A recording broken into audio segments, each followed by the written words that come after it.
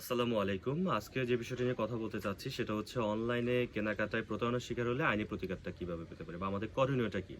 বাংলাদেশে বর্তমানে অনলাইনে কেনাকাটাটা জনপ্রিয় এবং এই জনপ্রিয় হওয়ার পাশাপাশি আমরা প্রতারণার শিকারটা হচ্ছে অনেকে।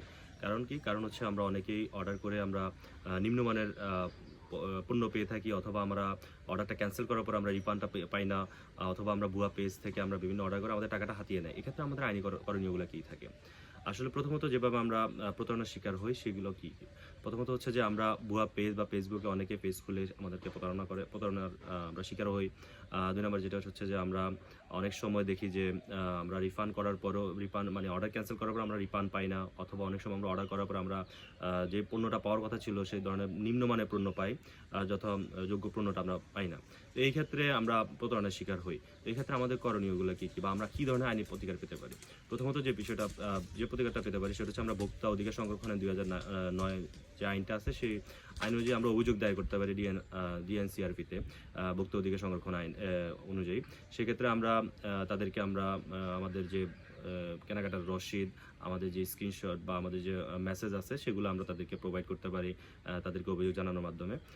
তো সেক্ষেত্রে যদি কোনো ব্যক্তি, যদি কোনো প্রতিষ্ঠান যদি প্রতারণা করে অনলাইনে, সেক্ষেত্রে আমরা ২ বছর পর্যন্ত কারাদণ্ড বা ৫০,০০০ টাকা জরিমানা বিধান করে দেওয়া আছে। অথবা কেউ যদি মানে মূল্যের অতিরিক্ত মূল্য যদি কেউ নেয়, সেক্ষেত্রে ১ বছর কারাদণ্ড বা ৫০,০০০ টাকা জরিমানা বিধান করে দেওয়া আছে ওই ভোক্তা অধিকার আইনে। আরেকটা আইনে আমরা মামলা দায়ের করতে পারি বা অভিযোগ জানাতে পারি, সেটা হচ্ছে সাইবার নিরাপত্তা আইন ২০২৩ অনুযায়ী আমরা অভিযোগ জানাতে পারি। এক্ষেত্রে যদি কেউ ভুয়া ওয়েবসাইট বা পেজ খুলে যদি কেউ প্রতারণার শিকার হন, সেই ক্ষেত্রে যে বিধানটা করে দেওয়া আছে সেটা হচ্ছে যে ৩ বছর থেকে ৫ বছর পর্যন্ত কারাদণ্ডের বিধান করে দেওয়া আছে, অথবা ৩ লক্ষ থেকে ৫ লক্ষ টাকার জরিমানা বিধান করে দেওয়া আছে। এক্ষেত্রে আমরা সাইবার ক্রাইম ইউনিটে আমরা অভিযোগ জানাতে পারি, অথবা আমাদের সংশ্লিষ্ট যে থানা বা আমাদের যে আইন প্রয়োগকারী সংস্থাগুলো আছে সেক্ষেত্রেও সেখানেও আমরা অভিযোগ দায়ের করতে পারি। আরেকটা আইনে আমরা মামলা দায়ের করতে পারি, সেটা হচ্ছে বাংলাদেশ দণ্ডবিধি আইনে আমরা মামলা দায়ের করতে পারি। এক্ষেত্রে কেউ যদি প্রতারণার শিকার হয় সেক্ষেত্রে দণ্ডবিধি ৪২০ ধারা অনুযায়ী আমরা মামলা দায়ের করতে পারি, অথবা কেউ যদি পণ্য না পেয়ে অপরাধ বিশেষভঙ্গ করে সেক্ষেত্রে আমরা পেনাল করে ৪০৬ ধারায় আমরা মামলা দায়ের করতে পারি।